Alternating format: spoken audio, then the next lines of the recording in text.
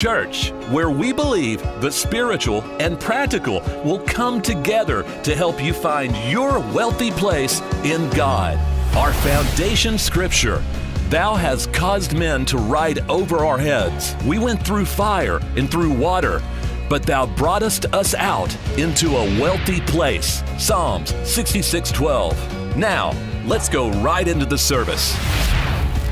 This is Dr. J. Calvin Tibbs welcoming you to the Wealthy Place Church. Wherever you're watching, wherever you're observing, I want to say thank you, and I hope you say the same thing to Dr. H. Michael Chitwood. What a blessed honor to be here. There was a time, according to the scripture, that they rolled over our heads, but God has brought us into a wealthy place, and that's where you are. So I'm going to talk to you about the fact that you're in this wealthy place. The reality of that place is that there is a changing landscape that's happening. It's going on as we speak.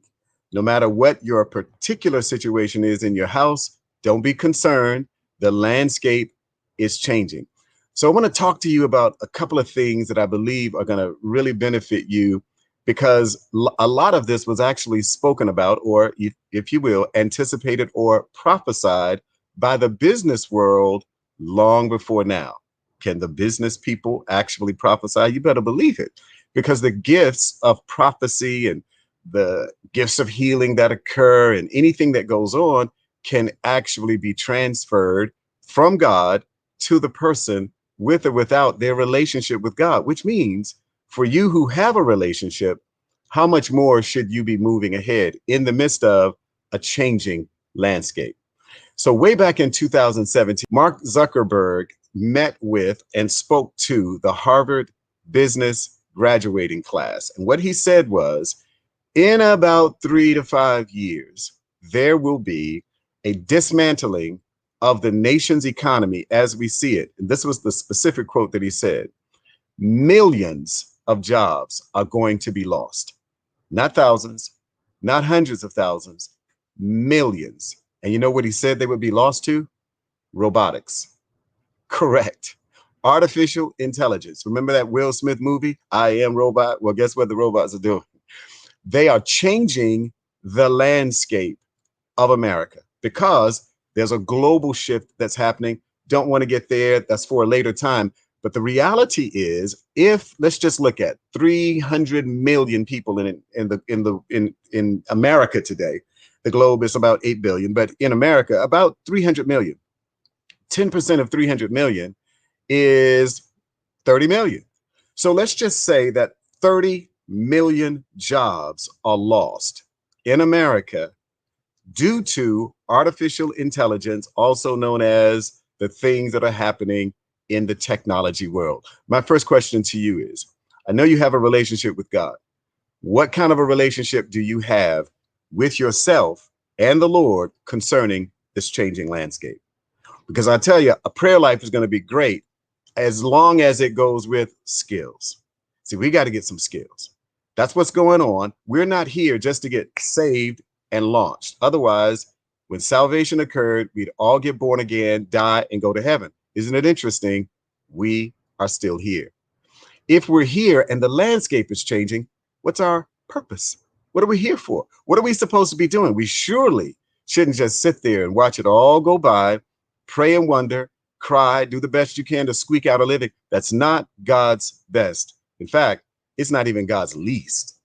He called you into far more than what might be being lived at this very moment. And the reason why perhaps we're not connecting with the fact that the world is changing and they know it is because maybe we don't know what our purpose is. Maybe we are actually suffering from a deficit in our purpose, also known as purpose deficit disorder. Now, I know you may not have heard of PDD before. There are a bunch of names out there for a lot of different things going on, but PDD is absolutely a disease of the soul. It's resting right inside of all of us who love God, all of those who don't love God. It doesn't matter. If you don't know your purpose, you are suffering from a purpose deficit. That, my friends, is a disorder. It's such a disorder that if we don't connect with our purpose, we're going to have some difficult times when the landscape changes. Now, When Zuckerberg made that statement, his point along that line continued, and he said essentially that companies are going to have more of an attention and focus on meaning. He said there has to be a meaning associated with work or the workforce, because think about it. If 300 or 30 million jobs are lost, then you got a bunch of folks who are going to hold on to their jobs even if they hate it. Why? Because at least I have income. 30 million jobs lost, not due to COVID, although COVID might be a good way to introduce this. Not trying to introduce any conspiracy theories, just trying to let you know the changing landscape is here. And so here's the first point I want you to know, that the landscape of jobs, because it is changing, is requiring of us an awareness, like Zuckerberg said, of our meaning, of our purpose. And you know where that's found, right? Romans 8:28. And we know, what do we know? We know that all things are working together. 30 million jobs? How is that possible? Let's finish the verse. We know that all things are working together for the good. For who? For those who love the Lord, for those who are called in accordance with his purpose. Now, there's an interesting thing there I don't have a lot of time to go into, but I'll tell you this. That word purpose there is translated showbread, or the bread of the presence. Okay, all things are working together in a changing landscape when the landscape of jobs is changing for the good for those who have some bread. Well, this is what it means. The showbread is positioned inside of a place where the priesthood did their work. That's your prayer life. So there's some place in your life that there ought to be substantive, for real conversation between you and God, because the bread on the table was literally set across from the light or the menorah of God, and they were triangulated, if you will, to where the prayer box was, the altar of incense. So here's the point. 12 loaves of bread were on the table across from God. Your life, your brothers, your family, your friends, all of us are across from God at the table. Now, what are you sitting on the table doing? Your purpose. But if you don't know your purpose, you are sitting on the table in a PDD condition. PDD is the purpose deficit that many people have because they don't know why they're just there, why they're sitting there. Why are they in this group? Why are they not in another group? What's God doing over here? If he knows what's happening to us, why doesn't he do something? Because he gave you such a purpose that is so strong, it is not only able to overcome the disorder, it's able to overcome the changing landscape in America today. Now, check this out. Here are 3 quick problems, and I'm going to give you 3 quick solutions. And these are kind of like what Dr. Chitwood would do, because I'm telling you, if you listen to him, your life's going to change on multiple levels. If you don't listen to him, you're going to have some challenges. Check this out. He is the authority as the coach on finances. He's the authority. And you know what? Authority and influence is under attack. That's the first problem to your purpose. The first problem to your purpose is that authority and influence is under attack. If it's under attack, that means that you got to fight to keep the influence and the authority that you have. But if the jobs are lost and your meaning is lost, no wonder people are not going to know what to do. They're not going to know where to go to find work or what to do to find, here you go, a job, when God did not create us just to give us a job. And if we think that's all we're here for, we are suffering from a disease in the soul called purpose deficit disorder. All things work together. Let's say that verse again. To those who love the Lord, to those who are called in accordance with his purpose, what he has put you in the world to do. And you got to do it. And you got to do it well. You got to understand your authority. Your authority always yields some type of influence. We've got to know, you've got to know that as a man, as a woman, and there are only 2 genders, by the way, whether you're a male or a female, you have been given authority, and it's all in your body. It's all in your body. I'm going to hit them real quick, but right now, I just want you to know that there's a problem with helping people understand that your body is already telling you the place where your authority resides. Wherever your authority is, that's where your influence is. And that's exactly what, new term, the coalition is attacking. I'm going to talk about the coalition some more in a minute. The coalition wants control of your mind because it needs you to go along with the changing landscape where you are if you will, the blades of grass that get cut. You are the trees that get pruned. I'm trying to put something, a tool in your hands so that you can move beyond the trap of the coalition. Number two, there is a competition for content placement. Content placement is information that comes into us. And if you are the average person like we are, over 2,000 advertising parts occur in your brain, our brain, every single day. 2,000 pieces of advertising, I'm going to call it content, every single day for the Christian, for you, because the world is competing for the authority and the influence, and they are competing for control of the placement of their content. You know, Jesus said it like this: all this in the world, the lust of the eyes, the lust of the flesh, and the pride of life. So what he's saying is that the content is designed to create a longing for what we see, for what's deep inside of us, and the lust of the eyes, the lust of the flesh, and the pride of life, so we can brag about some things perhaps, or feel really good or protected or insulated from the world because we own something. The reality of what the Lord is trying to tell us is that there is a competition for the content placement. The kingdom wants to put content inside of us. The world, I'm calling it the coalition, wants to also put content inside of us. We got to know, with our authority, the influence that we have in the midst of a changing landscape, that we literally have the power to know which content is best for us. Because listen, if you don't know which content is winning, then you're probably not getting the content that wins. I'll say that again. If you don't know which content is winning, you are probably getting the content that does not win. Why? Because they are constantly on our phones. They're on television, at the movie theater. This little thing right here, I'm telling you, it is a billboard. It is a computer. It is anything that can be transferred by content, which is the third point. Technology is going to be used. It is used to deliver the coalition's content, which is designed to exploit the weaknesses in your purpose. I will say it again because I heard you say that again. I'm saying it again. Technology, this phone right here, and the method by which you're listening to this, is used by the coalition to deliver the content which is designed to exploit the weaknesses in your purpose. What are the weaknesses in your purpose? What are the weaknesses in your bread? What is the weakness in where you have been placed across from God? You know what that is? You want me to tell you? Because time is moving, I'm going to tell you right now. It's 3 alphabets. Correct. The first one begins with P.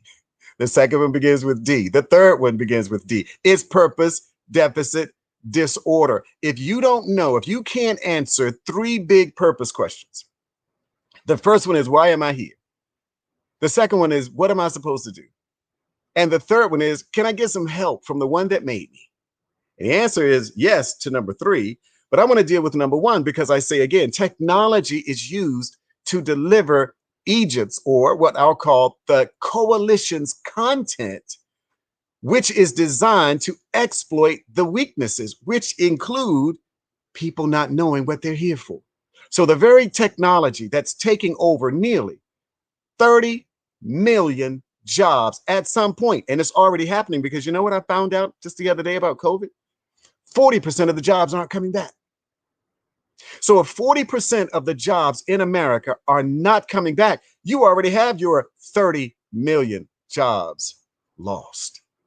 There is a changing landscape in America. The job market is changing, and we've got to recognize what we should be doing with our authority, where we have influence, and understand that there is a competition that we've got to win, where the kingdom's information is greater than the content that comes from the coalition. And you got to understand that if you have one of these, you might as well have your business on one of these. Because if you do not get between where money is and where money is going, even with a prayer life, you may struggle because the landscape is changing. So check this out. Let's deal for a minute here with the reality that technology is being used for this exploitation. What is it really trying to exploit? Because in the end, why are you the prize? Well, you're the prize because of your authority. The darkness doesn't want you to have it, because if you do, you'll use it against him. The darkness does not want you to use your influence. Why? Because if you use your influence against him, then he can't take your life. He can't control you, which is what this is really all about. So let's talk about some solutions here for just a minute, because you got to have some answers if you got a problem. But let me make sure I encourage you with this. Dr. Miles Monroe made it very clear that wherever there's a promised land, there are giants. It's just how it works. I know, I just wish we could just get to Christmas without having to work through the shopping and the making of money and all that. But you can't get to this till you get to that. Every promise that ever has been told to you has some problems. It just does. So now, having gone through the problems, let's talk about some solutions. So let's deal with number one here. Number one is that if you're a man, you are the cornerstone of purpose. If I'm talking to a male, you are the cornerstone of purpose. If I'm talking to a female, you are the incubators of purpose. All right. So now we're dealing with how to look at your body to decode it for what it is you're here for in the midst of a changing landscape. So if you're a man, once again, men are the cornerstones of purpose. How do you know that? Well, because Adam was here first. Why?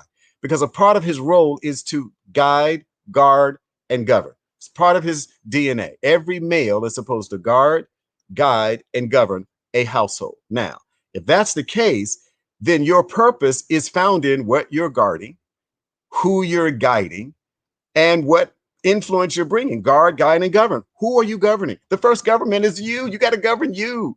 And I know you're out there, my brothers, and I love you. Many of us know more about what we want to occur than what is happening.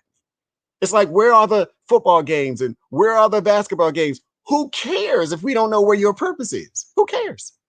Who cares that all this other stuff is going on if we're not governing what he gave us? He didn't govern us to be the statistician for LeBron James and whatever football team you may or may not like. He put us here to guard, guide, and govern individuals that he brings into our lives, starting with, if you're married, your spouse, continuing if you're married with your children. And if you're not married with children, you start with yourself and then you become your brother's keeper, because he brings people into the keep for your purpose to guard, guide, and govern. I want to get to the ladies for a second, because I'm going to tell you, ladies incubate what guys should be planting. If there is no seed, she won't incubate. She won't nurture. So there are some brothers out there, some men. I'm not talking about color brothers. Well, we're all one color, multiple shades. I don't know if you knew that, but we are one color, multiple shades. So if I'm talking to you and you have a wife, you got to recognize that if you're not planting her seed, she's not incubating a thing.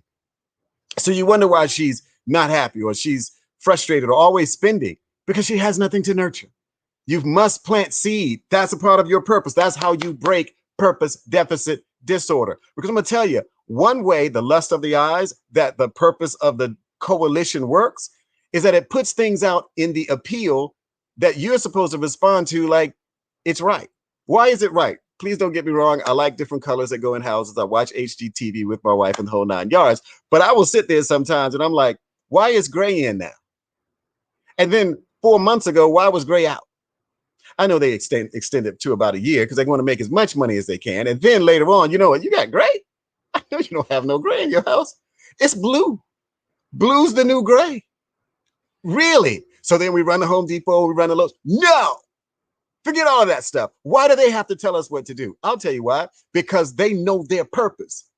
And anytime they can exploit, or better yet, exploit, there it is. If they can exploit anything, it's a person that doesn't know their purpose. And so PDD kicks in and all of a sudden your wallet comes out and then you just buying away, making sure you're up to date with what the coalition says. Well, who is the coalition? Well, it's the credit card companies, first of all, because if you don't have a credit card, because cash is being, moved out, they have issues. So not only do you need a credit card, but you got to have a merchant, because the merchant is the place where you make the purchases from, right? Well, we're not done yet. You got to be able to see this. You got to be able to see this, right? How are you going to see it if you don't have a media, third part of the coalition? So between the credit card companies, between the media, the merchants, and the banks, the coalition works to exploit growth potential, your purpose. And if they can do it well, you'll be happy as long as you are doing what they say the culture is responding to.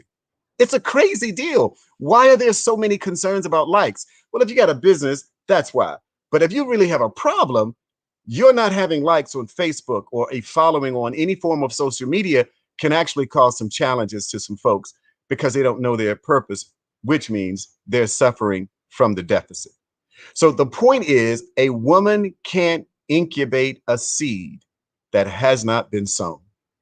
And I tell you, I was just listening to a man of God, Dr. James Payne, who showed us the seed, the size, not even of your fingernail, almost just the size of just the edge of this pin here. And he said, you know what this is? This is a 240-foot, 35-foot round sequoia. See, that's what women do. They take something small and they brood over it. They incubate it. That's their purpose. It's in their body. It's below the waist. See, some of our purpose is below the waist.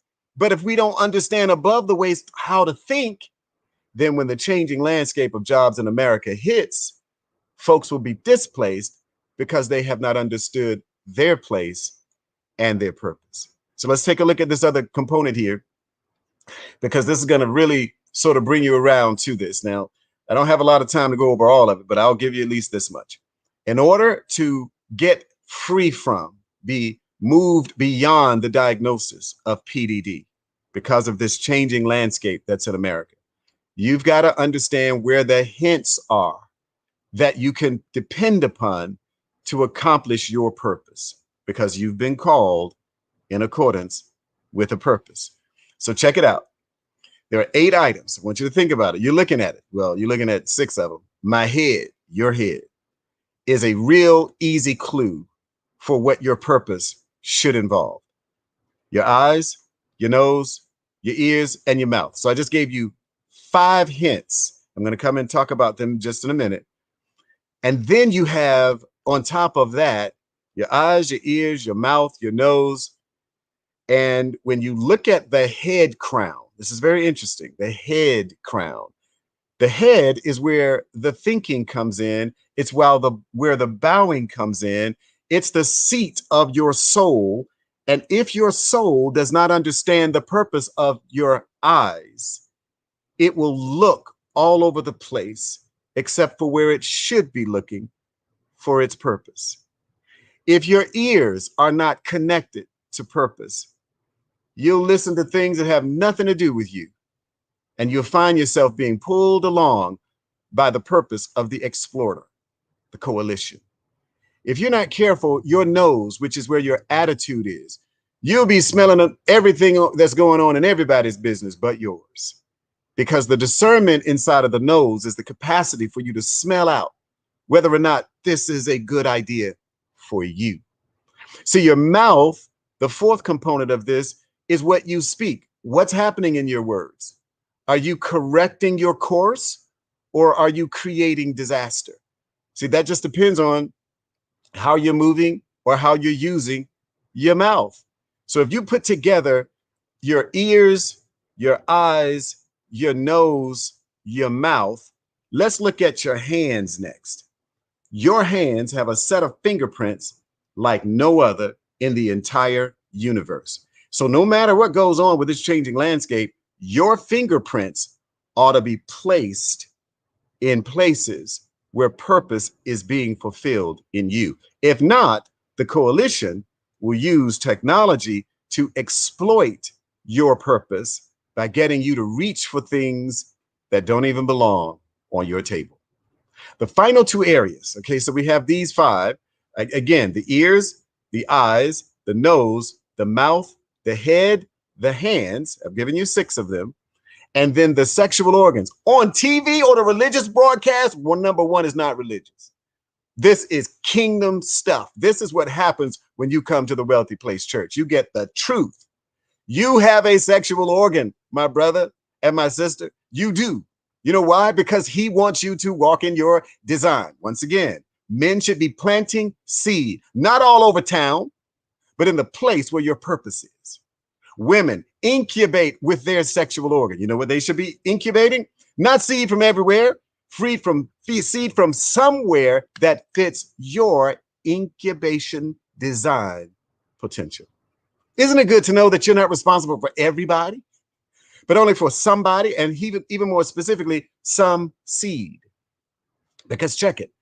Some relationships, and this isn't sexual in this context. It is if you're married, but generally speaking, if you have a sexual organ that is a male, you're a giver. If you have a sexual organ, you're a female, don't you turn off. Don't you turn off.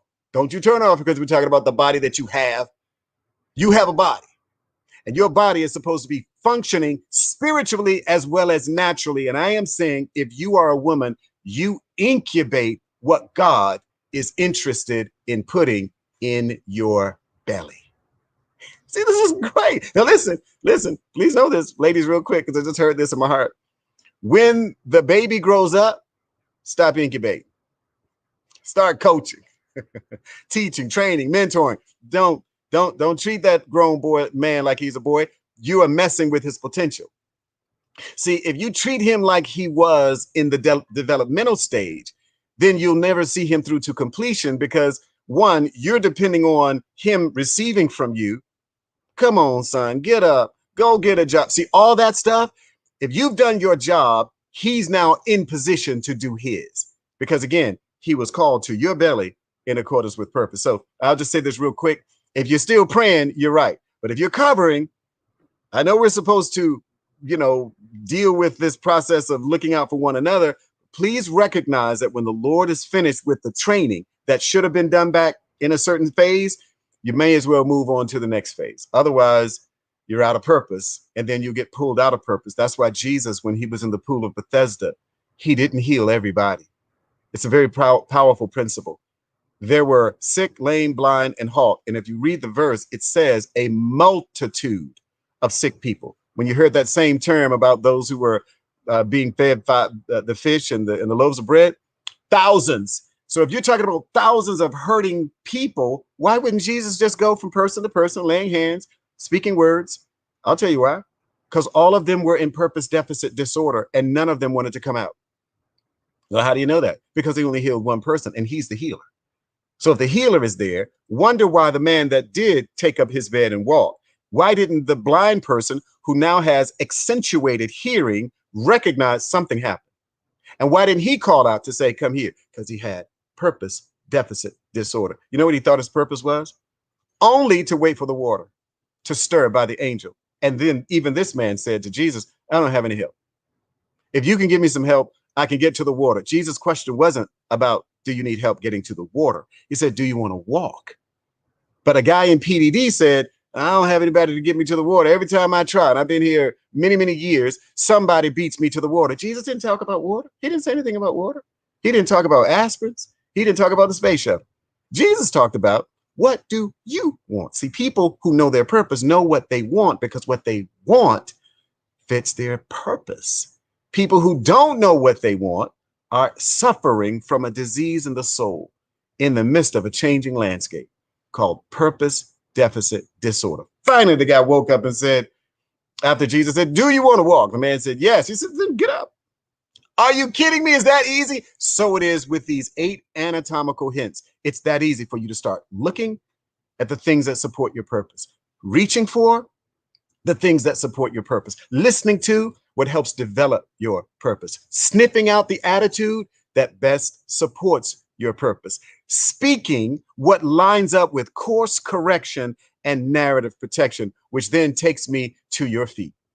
The final of these 8 anatomical hints to get you out of PDD and into the full design that belongs to you, because there is a design that belongs to you. So check this out. Where are your feet taking you on a daily basis?